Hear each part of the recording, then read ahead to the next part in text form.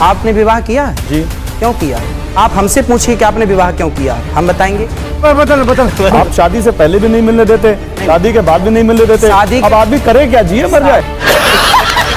महिलाओं की नौकरी के खिलाफ क्यों है अनिरुद्धाचार्य जी महाराज? मां होने के फर्ज के साथ साथ वो पत्नी धर्म भी अपना निभा रही है, तो वो गलत कहां से हुआ? क्या अनिरुद्धाचार्य जी महाराज ने बिना तथ्यों को जाने भक्तों को एप्पल कंपनी की कहानी सुनाई? डोंगी बाबा बोल खुली के तो हाथ हो। ये वो तथ्य मान रहे हैं कि ये गलत तथ्य था, और आप आगे से जब भी ऐसे तथ्य रखेंगे तो उनको चेक जरूर करेंगे अनिरुद्धाचार्य। बाबा अनुराधाचार्य की जय। बाबा आप तो महान हो, बाबा आप तो भगवान हो बाबा। कब तक इसके ढोंग में फंसते रहोगे तुम लोग? ओ मेरे बाबा पे उंगली मत उठाइयो। मेरे बाबा लोगों के सवालों के इतने अच्छे से जवाब देते हैं, इतने अच्छे से तर्क देते हैं, जिसको सुनने के बाद रात भर नींद नहीं आती है। अबे तुझे पता क्या है मेरे बाबा के बारे में? मेरे बाबा में इतनी शक्ति है ना कि 50 साल आगे का भविष्य और 50 साल पीछे का भविष्य भी जानते हैं। जिसको देख लेना उसको स्कैन कर दे, उसकी हिस्ट्री बता दे। भाई साहब कुछ ज्यादा नहीं हो गया ये? एप्पल वालों को भी साले पता नहीं होगा कि उनकी कंपनी कैसे बनी थी, लेकिन मेरे बाबा को पता है। वाह बाबा आप बड़े महान हो। ये क्या जानेंगे मूर्ख। जनता को आप मूर्ख समझना बंद कर दीजिए। क्या आप भी बाबा के अंधविश्वास के शिकार हैं? क्या आपके ऊपर भी बाबा का ज्ञान का भूत सवार है? तो टेंशन ना लो, न्यूज वालों ने बाबा के ढाबा में घुस के उनका टांग पकड़ के खींच के ले आए हैं न्यूज चैनल पे। और कोई इधर से टांग खींच रहा, कोई उधर से टांग खींच रहा, और बीच में बाबा की।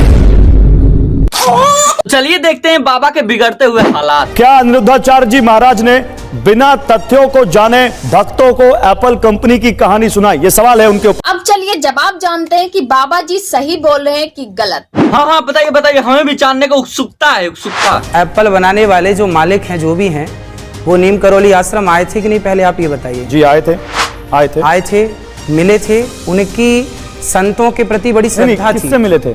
नीम करौली वाले बाबा जी से, महाराज जी से नहीं मिले थे। आप सर्च कीजिए, आप स्टडी कीजिए इसको। हैं ये लोग बिना सर्च किए आ जाते हैं कुछ भी। मेरे बाबा पे इल्जाम लगाने। अभी मेरे बाबा प्रूफ करके दिखा देंगे कि वो आए थे नीम करौली बाबा के पास। मैं आपको एक तथ्य दिखाता हूँ। नीम करौली बाबा के आश्रम स्टीव जॉब्स आए थे, जरा दिखाइए यहाँ पर। आए थे? लेकिन जब वो आए थे तब क्या नीम करौली बाबा थे? क्योंकि भाई तथ्य ये कहते हैं कि नीम करौली बाबा की 1973 में वृंदावन में मृत्यु हो गई थी। अच्छा। और स्टीव जॉब्स 1974 में नीम करौली के दरबार गए थे। तो जब नीम करौली बाबा जिंदा ही नहीं थे अनिरुद्धाचार्य जी, तो उन्होंने मुलाकात कब कर ली और अपना खाया हुआ एप्पल या सेब कब उनको दे दिया? अब मेरे बाबा लगता है फंसने वाले हैं। बहुत बुरा। जो मैंने सुना था उस सुनने में ये शायद हो सकता है कि ये भाई यहाँ पे क्या हो रहा है? भाई यहाँ पे क्या हो रहा है? भाई ये कहाँ फंस गया भाई मैं? गलत हो, पर ये बात तो थी कि वो आते थे। संत जी से भेंट हुई नहीं हुई वो अलग मुद्दा हो सकता है। वो मैंने जो सुना था, सुनाने वाले ने मेरे को गलत सुना दिया हो। चलो आज ये भी सच्चाई पता चल गई कि बाबा जो तथ्य देते हैं ना, वो भी सुने सुनाए देते हैं। मेरे एक जानने वाले ने ये सवाल पूछा है कि आपको ये तथ्य कौन बनाकर देता है? क्या आपको लगता है कि आपको गलत तथ्य दिए जा रहे हैं? कहीं ऐसा तो नहीं है कि बाबा ने आश्रम में कोई राइटर रख रखा हो जो इनको घटिया घटिया तर्क लिख के दे रहा है? तथ्य नहीं, तथ्य तथ्य। Women. ये वो तथ्य मान रहे हैं कि ये गलत तथ्य था, और आप आगे से जब भी ऐसे तथ्य रखेंगे तो उनको चेक जरूर करेंगे अनिरुद्धाचार्य जी। बिल्कुल आपकी बात से हम सहमत हैं, परंतु डोंगी बाबा अब तो आप फंसने वाले हो। बोल खुली के तो हाथ हो। हमारा उद्देश्य कहने का सिर्फ इतना है कि संतों से जो आजकल के बच्चे दूर हो रहे हैं, इसी से वो संस्कारहीन हो रहे हैं। यदि वो संतों से जुड़ते तो संस्कार जरूर पाते। लेकिन बाबा जो आपके समझाने का तरीका था वो तो अलग था ना। वो तो कहीं से लॉजिक ही नहीं था कि बाबा ने खा कर दिया वो एप्पल, तो उनका एप्पल नाम रख दिया कंपनी का। चलो करोड़ी बाबा थे तो उनके पास दुनिया का सबसे अमीर आदमी गया था, जो कि मिल नहीं पाया, वो उसकी बदनसीबी है। लेकिन आप जैसे संत अगर हो गए हैं ना, तो दुनिया का सबसे गरीब आदमी भी संत के पास जाना छोड़ देगा। इतना झूठ सिखाओगे कब तक तुम्हारा पाप का घड़ा नहीं भरेगा? क्या अनिरुद्धाचार्य जी महाराज हनीमून के खिलाफ है? सवाल दिखाइए। हम विवाह क्यों किए? अब मैं आपसे एक सवाल कर लूं, आपने विवाह किया है? जी। क्यों किया है? हाँ तूने क्यों किया भैया? ऐसे ही कर लिया। और तुमने? मैं भी ऐसे ही कर रहा। हमारी हिंदू संस्कृति में यदि ये सवाल आपसे पूछा जाए कि आपने विवाह क्यों किया है, तो 99% लोग इसका उत्तर नहीं दे पाएंगे। ओ अच्छा, आप हमसे पूछिए कि आपने विवाह क्यों किया, हम बताएंगे। बदल हमने विवाह इसलिए किया है क्योंकि हमारे सनातन धर्म में बिना विवाह के यज्ञ का अधिकार नहीं होता। सनातन धर्म में बिना विवाह के यज्ञ का अधिकार नहीं होता। यज्ञ? यार मुझे तो पता ही नहीं था। पता कैसे होए, घरे बियाह हुआ तो यज्ञ होते चला, मान लिहन कि यज्ञ ताई बियाह होता है, लेकिन जे कोर्ट मैरिज करत तो हुआ तो हमारे हिसाब से यज्ञ ना होता तो का सदिया मान जाए का।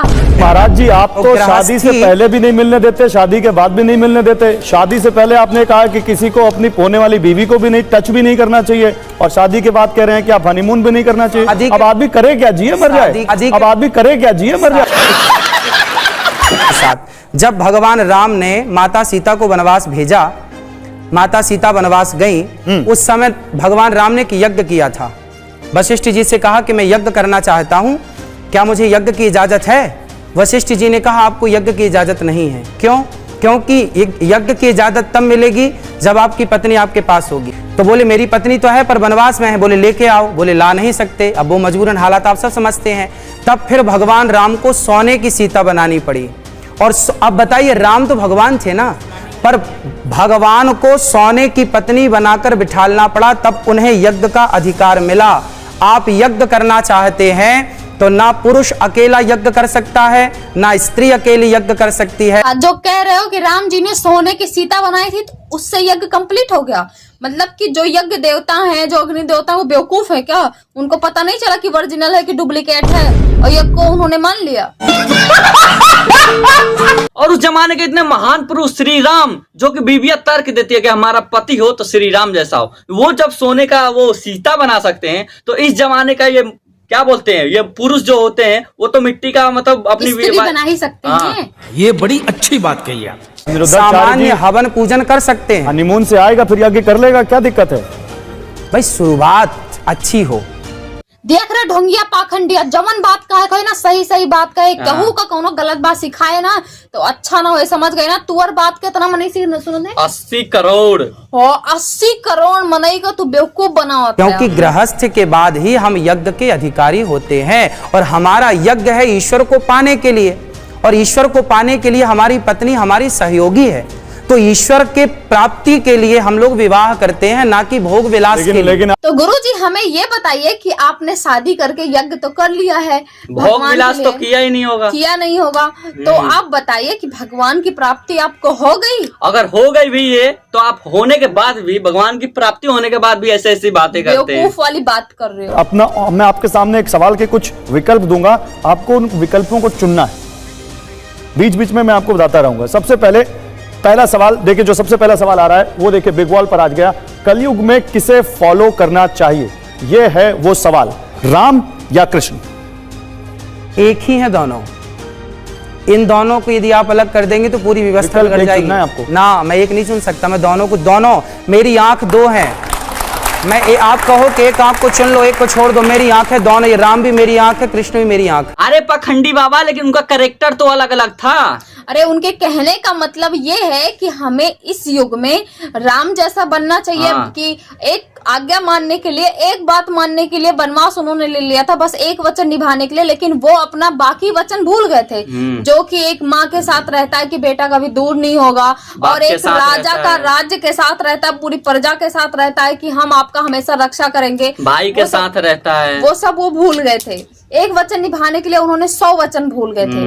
वो कि कृष्ण के जैसा बनना चाहिए, कि जैसा देश यानी कि जैसा टाइम हो उसी हिसाब से बन जाए इंसान। जैसे कि उनको टाइम टाइम पे उन्होंने, आपने सुना होगा, छलावा भी बहुत वो किए थे, तो उन्होंने वक्त के साथ जो उनको ठीक लगा उन्होंने किया, अच्छे भी बने और बुरे भी बने। ऐसा नहीं कि एक जगह अच्छे बनने के चक्कर में 1000 जगह बुरे बन गए।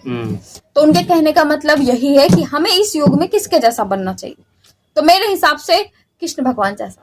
इसको क्या पता है किसके जैसा बनना चाहिए? इसको तो मेरी ही दोनों आंखें हैं, तर्क देना है लोगों को। अरे समझा, थोड़ा ठीक से समझा, जैसे मेरी बाबू ने समझाया। इसको पता है ना कि किसी एक को चुनेगा और उसने अगला ये फंसा सकता है, जैसे कि आईफोन में ये फंस गया, इसीलिए इसको दोनों आंखें हैं। दोनों कोई आंखें। खतरा नहीं। ठीक है, महिलाओं की नौकरी के खिलाफ क्यों है अनिरुद्धाचार्य जी महाराज?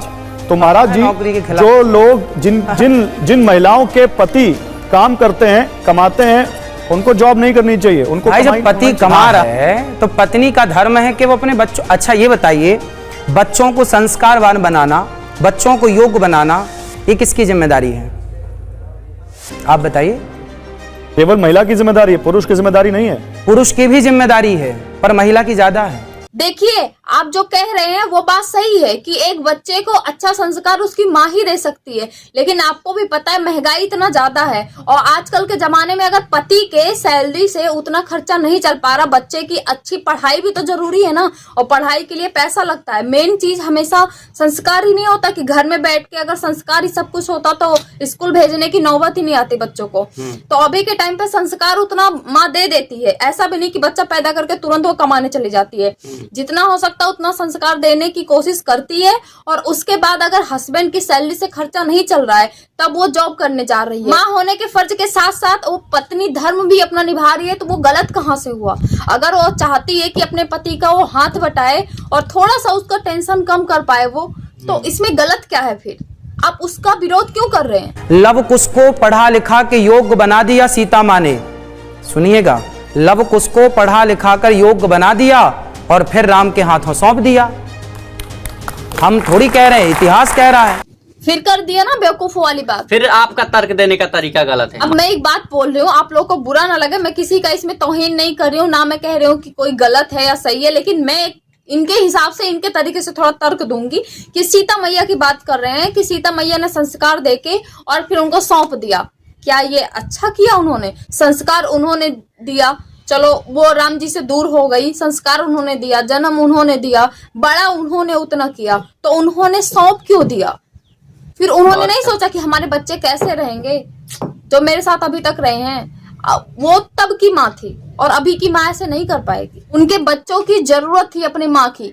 आपका अपना हूँ, आप मेरे अपने हैं। एक विचार कीजिएगा कि पिता भी कमा रहा है, माँ भी कमा रही है, बच्चे दादा दादी के पास हैं या बच्चे किसी तीसरे पर्सन के पास हैं, तो बताइए उन बच्चों को माँ बाप की जरूरत पड़ती है या नहीं? उन बच्चों को भी माँ का लाड़ चाहिए। एक बार उन बच्चों की तरफ भी तो देखिए। अच्छा, जब अभी आपने तर्क दिया सीता माँ का कि उन्होंने संस्कार देकर राम जी को सौंप दिया, तब आपने ये बात क्यों नहीं बोला कि सीता माँ ने गलत किया था? तो उस जमाने के सीता मैया हो चाहे राम जी हो, उनको तर्क देकर उनको अच्छा बनाना आपका काम है ना, और इस जमाने के माँ बाप को बुरा बनाना। इससे अच्छा तो सीता माँ से तो अच्छा अभी की जो माएँ हैं वो हैं, कम से कम हमेशा के लिए तो नहीं छोड़ रही है ना, जॉब करने दिन में जा रही है और रात को अपने बच्चे के पास आ रही है। मैं कुछ तस्वीरें दिखाना चाहता हूं, जरा दिखाइए तस्वीर। ये 4 तस्वीरें हैं हमारे पास। इन 4 तस्वीरों को देखिए अनिरुद्धाचार्य जी। ये पेप्सिको, दुनिया की सबसे बड़ी कंपनियों में से एक, उसकी सीईओ रह चुकी हैं इंदिरा नूई। किरण मजूमदार शाह, बायोकॉन, बहुत बड़ी बायोकेम फर्म है देश की, उसकी संस्थापक हैं, फाउंडर हैं। फागुनी नायर, नायका एक बहुत बड़ा डिजिटल प्लेटफॉर्म है ऑनलाइन, जहां कॉस्मेटिक प्रोडक्ट्स मिलते हैं और बहुत सारे लोगों को रोजगार दे रही हैं, ये उसकी फाउंडर हैं। विनीता सिंह, सह संस्थापक, कॉस्मेटिक कंपनी, आपने इनको टीवी पर देखा होगा, बहुत सारे लोगों के वेंचर्स में ये इन्वेस्ट करती हैं।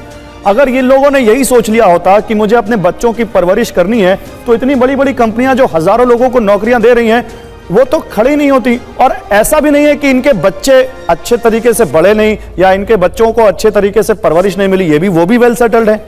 हाँ, तो देखिए, यदि आप मैनेज कर पाते हैं तो आप काम भी कीजिए और परिवार को भी मैनेज कीजिए, इसमें क्या बुराई है? देखिए आप ये फंसने लगा ना तो फिर ये पलटी मारेगा, फिर पलटेगा, ये गिरगिट की तरह रंग बदलने वाला है। जब ये फंस जाता है ना भाई, तो ऐसा ही करता है। यदि बात मैनेज की है कि आप कितना मैनेज कर पाते हैं, यदि आप काम को मैनेज कर पाते हैं और बच्चों को मैनेज कर पाते हैं तो आप उत्तम हैं, आप बेस्ट हैं। आप केवल काम को मैनेज कर पाते हैं, बच्चों को मैनेज नहीं कर पाते, तो आपको बच्चों के बारे में भी थोड़ा सोचना चाहिए। बस ये कहना है, काम नहीं करना चाहिए, ये कहना नहीं है, काम करना चाहिए। कभी बोलता है नहीं कमाना चाहिए, कभी बोलता है कमाना चाहिए। अबे कहना क्या चाहता है तू? पागल वागल हो गया क्या? लेकिन आपकी कौन बात मैनेज कर रहा है, कौन अभी नहीं भी कर कुछ महिलाओं को अच्छी नहीं लगेगी, केवल बच्चे महिलाएं ही पालें। ये बात बच्चों को, आज की महिलाओं को अच्छी नहीं लगेगी। पालता पिता क्यों, कमा कमा के पिता नहीं लाता? आप एक बात बताओ कि आप क्यों नहीं कमाते हो? आप क्यों बहुत बड़े सेवक बन के बैठे हो? मेरा खुद पर्सनली इनसे एक सवाल है, बस एक पूछना चाहती हूँ, क्योंकि मेरे ससुर जी हैं, इनका सत्संग सुनते हैं, बहुत ज्यादा वो सुनते हैं, दिन रात बस इन्हीं का मतलब उनके फोन पे चलता ही रहता है, चाहे सुने चाहे देखें, बस टीवी पे भी वो इन्हीं का सुनते हैं। और उन्होंने मेरे से एक दिन एक बात बोली कि मेरे गुरुजी कहते हैं कि ये बेटा बेटी और बीबी बच्चे सब मोह माया है, कोई साथ नहीं देता है, अंत में भगवान साथ देते हैं, बस मोह माया छोड़ो और भगवान में एकदम लीन हो जाओ। और मेरा कहना ये है कि अगर आप फैमिली को जैसे बेटा बेटी होते हैं तो ये मोह माया छोड़ने की जरूरत नहीं है, उनमें मोह में रहो और तब भगवान खुश होंगे। जब आप अपने से ही दूर जाओगे तो भगवान को खुश कैसे करोगे? जब आप अपना जन्म दिया हुआ बेटे से दूर रहोगे, अपनी बीवी से दूर रहोगे, उनसे गलत चीजें यूज करोगे, बोलोगे नहीं बस मेरे भगवान है, संत बन जाओगे और बोलोगे मुझे दुनिया का मोह माया नहीं चाहिए, तो फिर भगवान तुमसे कैसे खुश होंगे? भगवान भी तो आपसे यही बोलेंगे ना कि जब तुझे मैंने जो दिया है तो उनको तो खुश कर नहीं पाया, मुझे क्या खुश करेगा? जो तेरे सुख में, जो तेरे दुख में, तेरी बीवी तुझे खाना बना के देती है, तेरे बेटे हमेशा तेरे लिए खड़े रहते हैं, तू जब तुझे कुछ होगा तो अग्नि देंगे तेरे बेटे ही, तो तू उनसे जब दूर हो रहा है तो मेरा कैसे हुआ? तू कहने का मतलब है कि ऐसा नहीं बोलना चाहिए, आप भगवान को मानो, ये सही है, ठीक है, लेकिन आप इसका मतलब ये नहीं कि अपने परिवार को छोड़ के मानो। तो फैमिली को ही, पूरा परिवार को ही कह रहे हो छोड़ो, ये मोह माया है, कुछ नहीं है, बाकी भगवान में एकदम लीन हो जाता है, ऐसा कुछ नहीं है। जो अपनी फैमिली को देखता है, अपने बच्चों को देखता है, उनको सेवा सत्कार और उनपे मतलब उनका मोह माया में रहता है, उसी के साथ भगवान भी देते हैं। अनाथ आश्रम की जो बात है, इन्होंने बहुत वृद्ध महिला कह रही है, विधवा महिला रहती हैं जिनके बेटा बेटी निकाल देते हैं उनको घर से, तो मुझे एक तरफ से लगता है कि इन्होंने खुलवाया है ना, इस वजह से जरूर माएँ दूर होती होंगी। बिल्कुल, ये सुनती होंगी ना कि इन्होंने खुलवा रखा है वृद्धाश्रम, इस वजह से और दूर होते होंगे, अपने तो अपनी बातों से फंसा के रखते होंगे, बाद में बेटा बेटी बदनाम होते हैं थोड़ा सा। क्योंकि अब मुझे ऐसा नहीं लगता है कि अब के जमाने में, पहले कुछ भी होता हो मुझे नहीं पता, लेकिन अब के जमाने में कोई बेटा और बेटी या बहू अपनी सास ससुर को घर से बाहर निकालेगी, और अगर सोचे भी निकालने को तो सास ससुर आजकल के इतने सीधे भी नहीं होते हैं, उनको पता रहता है, कड़क होते हैं भाई आजकल के सास ससुर, वो खुद निकाल दें। तो ये भी गलत है। आपने जो ये आश्रम खुलवा रखा है, एक तरफ से आप खुद फैमिलियों को दूर कर रहे हो अपनी बातों से, और बातों से नहीं हो पा रहा तो आपके दर्शन करने वहां पे जा रहे हो, आप गलत गलत नॉलेज दे रहे हो, आप फैमिली तोड़ रहे हो। मतलब एक बार से आप सब मतलब आपने सही किया आपके तरीके से कि आपने वृद्धाश्रम खुलवा दिया, जो माँ बेटे निकाल देते हैं अपने माँ बाप को, वो आके वहां पे रहें। तो एक मिनट से आप ये भी तो सोचिए एक मिनट के लिए कि अगर मैं ये वृद्धाश्रम ना खुलवाऊं तो शायद वही माँ बाप थोड़ा सा अपने घर पे होते, अपने बच्चों के साथ होते। मतलब एक होता है गुस्से में कि हाँ गुस्सा हुआ, झगड़ा हुआ तो छोड़ छाड़ के सीधा वृद्धाश्रम में चले जाएं, लेकिन वही अगर वृद्धाश्रम नहीं रहेगा तो सोचेंगे कि हम कहाँ जाएंगे यहाँ से अपने बच्चों से दूर, और फिर थोड़ी देर में बेटा थोड़ा सा मैनेज कर, माँ भी भूल जाएगी, हाँ वो झगड़ा, और फिर रहेंगे आराम से। तो एक तरफ से आप दूरियां लेके आ रहे हो, तो बंद करो ये नौटंकी और ये ढोंग, ये अंधविश्वास बस। और भगवान होते, मैं ऐसा नहीं कह रही हूँ कि भगवान नहीं होते, भगवान पे करो विश्वास, लेकिन मन से। और ये चढ़ावा चढ़ाने की या इतने दूर दर्शन करने जाने की जरूरत नहीं है, बस आप मन से मानो उनको। और ये अनुराधाचार्य जी को बोलना चाहते हैं, जो आप सीख देते हो ना, वो आप पहले उस पर खुद सोचिए समझिए कि मैं क्या बोल रहा हूँ और आज के जनरेशन के हिसाब से ये सही है कि नहीं। जैसे कि आपने बोला है कि लड़कियां छोटे छोटे कपड़े पहनती हैं, इनको नहीं पहनना चाहिए, इनको जॉब नहीं करना चाहिए, तो आप एक बार इन पे सोचिए समझिए कि वो क्यों पहनती हैं ऐसे छोटे कपड़े, और उनको जॉब करती हैं तो क्यों करती हैं, क्यों जाना पड़ रहा है उनको जॉब। जब लड़के कपड़े पहनते हैं लड़कियों को दिक्कत नहीं है, तो लड़कियां पहनती हैं लड़कों को क्यों दिक्कत है? और उनको दिक्कत है तो उनकी प्रॉब्लम है, आपको इतनी सी बात समझ नहीं आ रही है। अब आप इतना संत बने हो, साधु बने हो, तो बहुतों को प्रॉब्लम है, लेकिन आपको उससे कोई लेना देना है नहीं है ना। और आप सोच रहे हो, आप अपनी सोच बदलो, आप भगवान को मानो, हम सही हैं। तो बस लड़कियों का भी इस कपड़े से किसी को जज मत कीजिए कि कोई गलत है। सो आई होप कि दोस्तों आप लोगों को ये वीडियो बहुत ज्यादा पसंद आया हो, इस वीडियो में से आप लोग कुछ सीख के भी जा रहे होंगे। तो आज के लिए बस इतना ही, और मिलते हैं नेक्स्ट वीडियो में। तब तक के लिए आप लोग अनुराधाचार्य जी को दूर से ही नमस्ते कीजिए बस।